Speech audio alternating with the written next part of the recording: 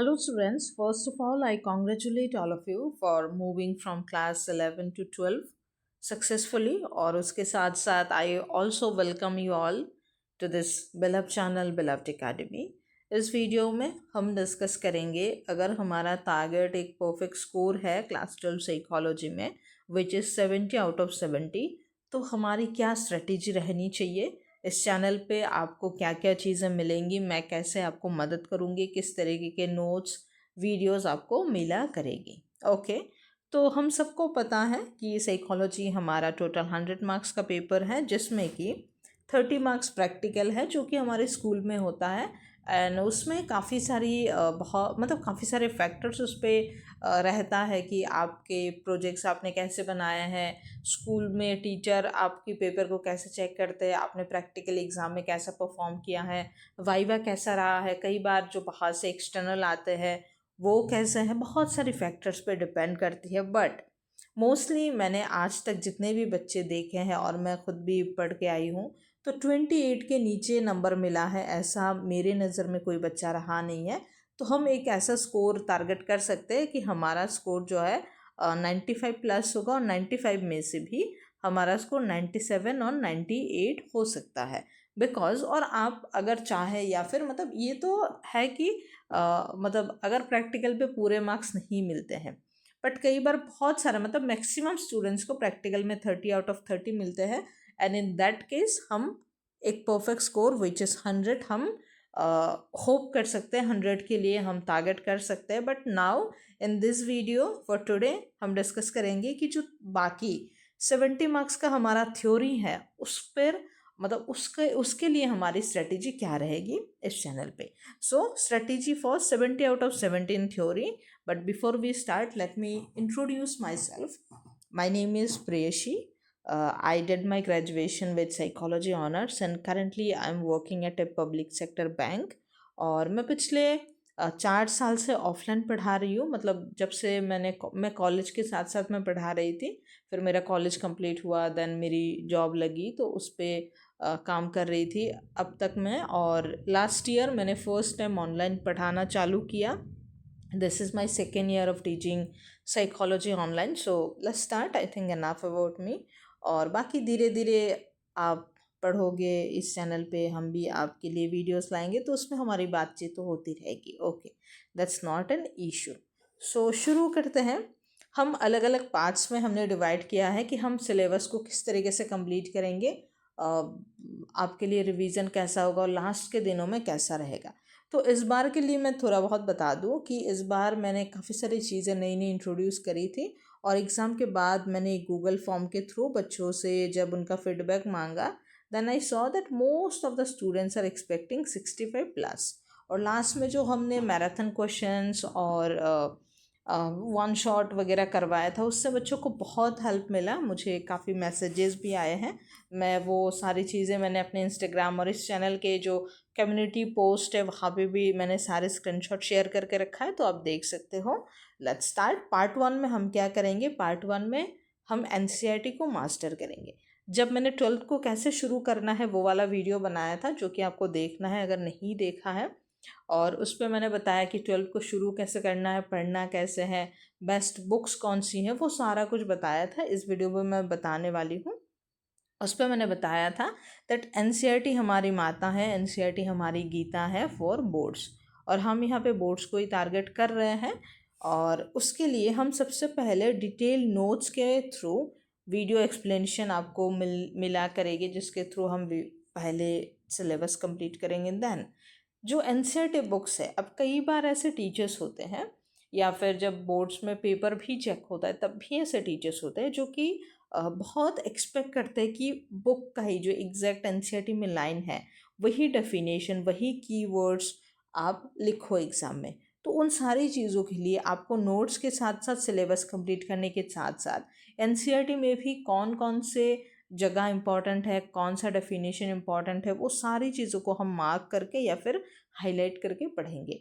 यानी आपकी ये जो एनसीईआरटी बुक है, जो मेन आपका एनसीईआरटी बुक है, उसको हम 2 बार कंप्लीट करेंगे। एक बार हम एनसीईआरटी को पढ़ के मतलब जो बुक है एज इट इज़ बुक को हाईलाइट कर करके लाइन बाय लाइन हम कंप्लीट करेंगे, एंड सेकेंड टाइम हम उसी में से जो हमने लाइन बनाया है उसी को मैं थोड़े इजी वर्ड्स में नोट्स के थ्रू मैं आपको पढ़ाऊँगी।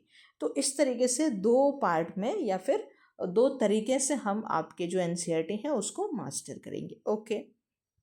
सेकेंड थिंग इज़ हम अभी करेंगे जब हमारा चैप्टर कंप्लीट हो जाएगा हर एक चैप्टर के बाद, तब हम करेंगे CPQ। CPQ यानी chapter wise practice question. CPQ यानी चैप्टर वाइज प्रैक्टिस क्वेश्चन। तो हर बार आपका जो चैप्टर कंप्लीट हो जाएगा उसके बाद हम उसके CPQ करेंगे। CPQ में हम क्या इंक्लूड करेंगे, MCQ करेंगे, फिर जो short answer question, long answer question, 2 marks, 3 marks, 4 marks, 6 marks के, वो सब हम इंक्लूड करेंगे। और साथ के साथ यहाँ पे शायद मैंने नोट नहीं किया, जो हमारी केस स्टडी बेस्ड क्वेश्चन है ये सारा कुछ हम कंप्लीट करेंगे। तो हमने सिलेबस हम कैसे कंप्लीट करेंगे और उसके बाद क्वेश्चन हम कैसे प्रैक्टिस करेंगे वो हमने देख लिया। अब हम क्या करेंगे पार्ट 3 में जो आपने इस साल भी देखा है, इस चैनल को अगर आप एक मतलब चैनल का अगर एक चक्कर लगा दोगे, आप पूरा थोड़ा स्टॉक करोगे तो आपको पता चलेगा कि इस बार हमने 1 शॉट किया है, वो हम करेंगे। देन हमने रिव्यू क्वेश्चन करवाया है हर एक चैप्टर के बाद, जैसे मैंने बोला ना CPQ, तो CPQ में जो आपके रिव्यू क्वेश्चंस है वो भी आ जाएंगे, वो भी हम करेंगे। देन हम MCQ करेंगे जिससे आपको क्विकली रिकॉल हो जाएगा सारा कुछ। फिर हम chapter wise case study based question करते हैं। एंड देन लास्ट ईयर हमने मैराथन में सारे चैप्टर को मिला के 2 मार्क्स, 3 मार्क्स, इन सारी चीज़ों को करवाया था। पर इस बार हम ऐसा नहीं करेंगे, मतलब वैसा भी करेंगे, वो तो एंड में करेंगे, बट शुरू से हम चैप्टर वाइज शॉर्ट और लॉन्ग क्वेश्चंस को करेंगे। हर एक चैप्टर के हम ये करेंगे। ये आपका जैसे मैंने बताया ना जो CPQ है, ये आप ऐसा सोच सकते हो कि जो हमने CPQ सोचा है उस CPQ का ही एक एक्सटेंडेड पार्ट है, जहाँ पे पूरा मैंने डिस्क्राइब किया है कि ये CPQ में हमारा रहेगा क्या क्या। ओके। उसके बाद हमारा आता है 4th part, and 4th part is of course the revision part. और रिवीजन में सबको पता है 1 shot revision is the best way to revise any chapter theoretically. उसके बाद हम एंटायर सिलेबस का मैराथन करेंगे, जो हमने इस बार भी किया था और उसी से बच्चों को बहुत मदद मिला है। एंड देन ऑफ कोर्स हम PYQs तो करेंगे ही करेंगे, और सैम्पल पेपर तो हम करते आ रहे हैं, पिछले साल भी मैंने कराया, उसके पहले साल भी मैंने कराया है, तो आप लोग देख सकते हो। मतलब मैं पढ़ाती तो हूँ पिछले 4 साल से, लेकिन क्या है कि ऑनलाइन पे मैं इतना डालती नहीं थी, कई बार 1 2 2 3 चीज़ें मैं डाल देती थी, कुछ कुछ कुछ कुछ। बट नाउ एक्चुअली क्या था कि शुरुआत में मेरी होम पोस्टिंग थी, और जहाँ पे मैं जो ट्यूशन के जो बच्चे थे मेरे, उनको मैंने छोड़ा नहीं था, तो मैं ऑफलाइन पढ़ाती थी और वो कंटिन्यू करती थी, और मेरा जॉब था तो बहुत स्ट्रेसफुल हो जाता था।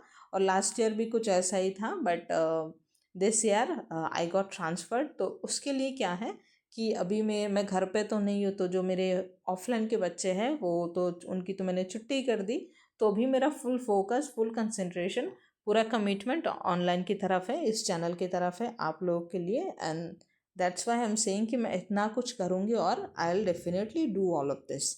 ओके। देन पार्ट 5, अभी हम पढ़ाई की सारी बातें कर ली हैं। अभी आपको क्या क्या चीज़ें मिलेंगी, कहाँ कहाँ मिलेंगी, मतलब अब तक तो हमने बात की कि क्या क्या मिलेगा, हम देखते हैं कहाँ मिलेगा। तो जो नोट्स हैं, जो अपडेट्स हैं, सब कुछ आपको टेलीग्राम में मिलेगा। हमारा टेलीग्राम चैनल का नाम है बिलव्ड कम्युनिटी, डिस्क्रिप्शन में लिंक है। वहाँ पे नोट्स के साथ साथ डायरेक्टली आप लोग मुझसे बात कर सकते हो, मतलब वहाँ पे मैंने जो डायरेक्ट मैसेज है वो भी ऑन कर रखा है, तो आप लोग मुझसे डायरेक्टली भी बात कर सकते हो।